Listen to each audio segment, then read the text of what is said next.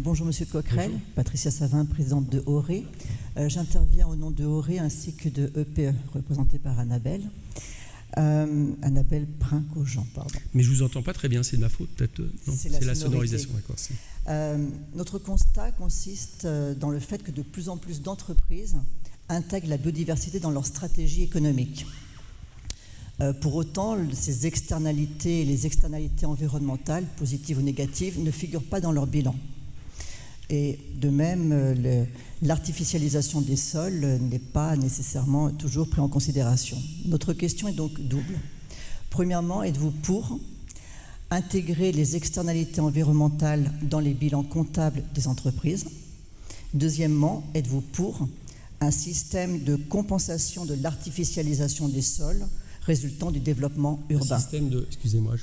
Un système de compensation de l'artificialisation des sols résultant du développement urbain. Ok.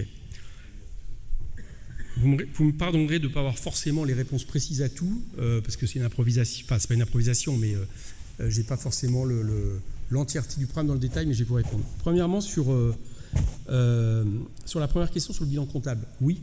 Mais d'ailleurs, ça pourrait être aussi valable, et ça devrait être valable aussi pour le bilan comptable des États. On pourrait très bien estimer que les questions justement liées à l'environnement ne soient pas considérées comme n'importe quelle dépense. Bon, je mets ça de côté. Donc pour vous répondre, oui. Et nous considérons qu'aujourd'hui, les aides aux entreprises sont jetées par la fenêtre à travers le CICE, 48 milliards d'euros sous le quinquennat de Hollande, et qu'il faudrait mieux, au contraire, réorienter les aides aux entreprises en fonction de certains facteurs. Celui-là en est un. Bon. Cela dit aussi, par rapport aux grandes entreprises, il ne faut pas s'arrêter seulement à l'entreprise. Il faut aller vers les sous-traitants. Parce qu'on a aussi des cas, malheureusement, de très grandes entreprises qui font des efforts de tout ce que vous voulez en termes de biodiversité, mais dont la politique de sous-traitance est tout autre. Donc là aussi, il faut évidemment avoir une politique qui se... Deuxième chose, tu me parlais des entreprises et du bilan comptable, nous sommes pour faire, vous avez compris, le fait que nous mettions tous les budgets nécessaires et on souhaite par exemple faire en sorte que la Banque publique d'investissement, qui pose aussi la question d'un pôle public bancaire qui ne réponde pas seulement aux intérêts soit d'une monnaie forte, soit autre, puisse avoir une licence bancaire qui lui permette d'aller emprunter directement auprès de la BCE et qui permette aussi d'investir de ce point de vue-là.